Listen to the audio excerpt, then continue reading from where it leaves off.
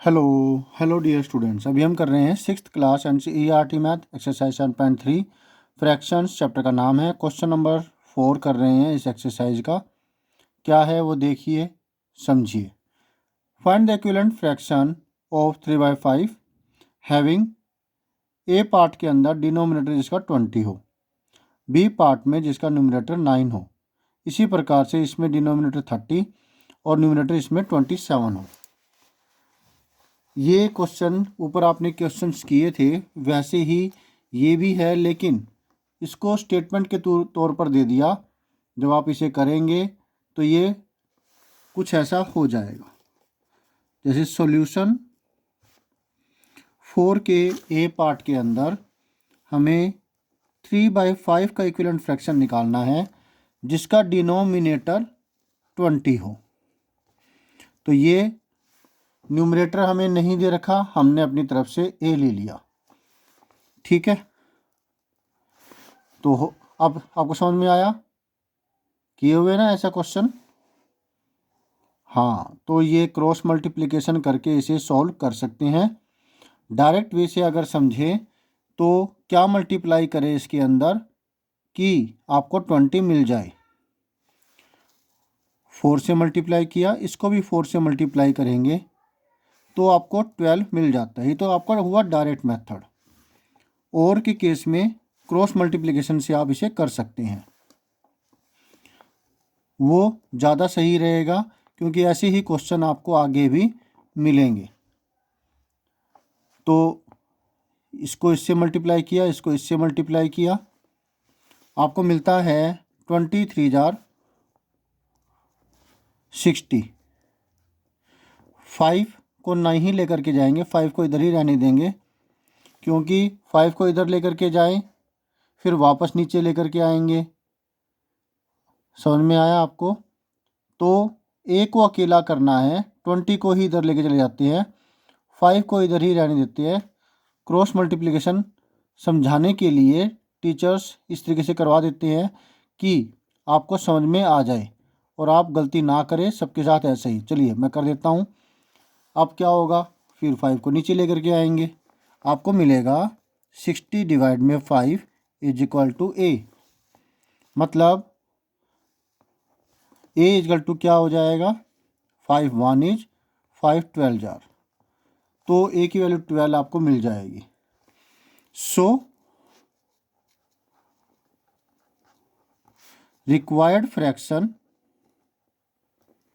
Is equal to denominator जिसका 20 हो और न्यूमरेटर हमने निकाल लिया 12। 12/20 ये आपका फर्स्ट के लिए आंसर हो गया। ठीक है, अब सेकंड पार्ट के अंदर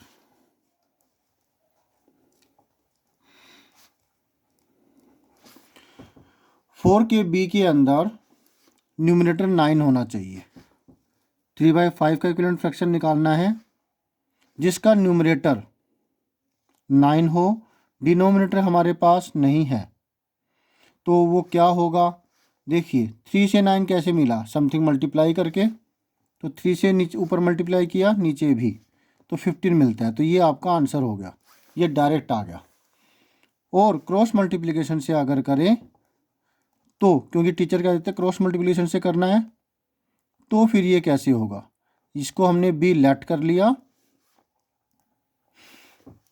बी जाएगा उधर, 3b, 5 गया इधर। ठीक है, अब b की वैल्यू क्या होगी, 9 × 5, 3 मल्टीप्लाई में है, इक्वल के दूसरी तरफ जाएगा तो डिवाइड में आएगा। 3 1 इज 3 3 जार 15 मिला। मतलब b की जगह पर 15 रख दे तो 9/15 आपका आंसर होगा। So required fraction is equal to 9/15। आप इसके केस में भी लिखेंगे आंसर इस तरीके से, इसके केस में भी लिखेंगे। क्लियर हुआ? अब सी पार्ट।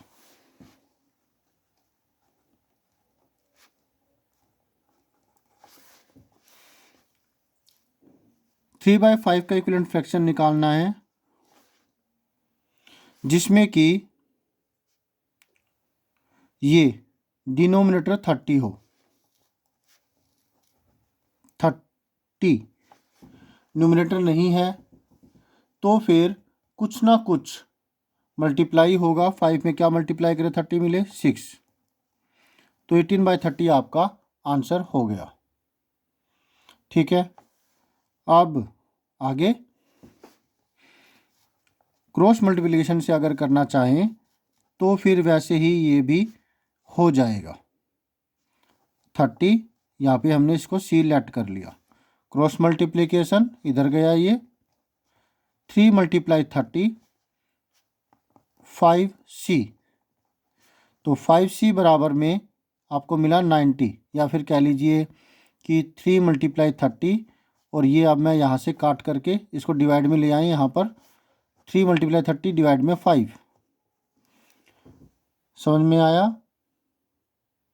गुड। तो ये 5 है मल्टीप्लाई में है, ये डिवाइड में आ जाएगा इन दोनों के, तो ये लिख दिया 5 1 is 5 6 जार, आपको 18 मिला। So required fraction is equal to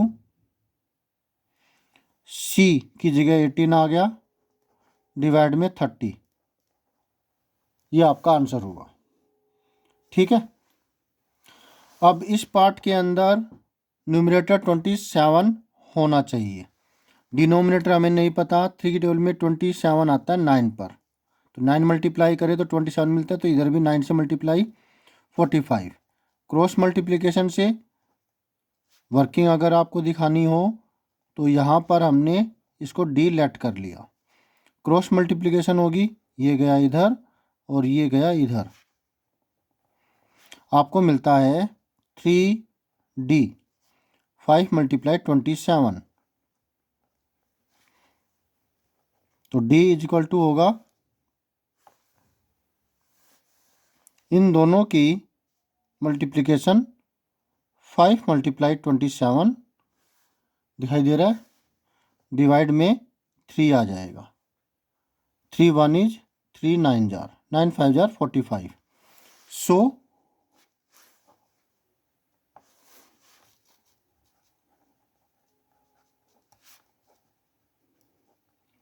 required fraction is 27/45, 27 दे रखा था, 45 हमने निकाला है, 9 5 जार 45।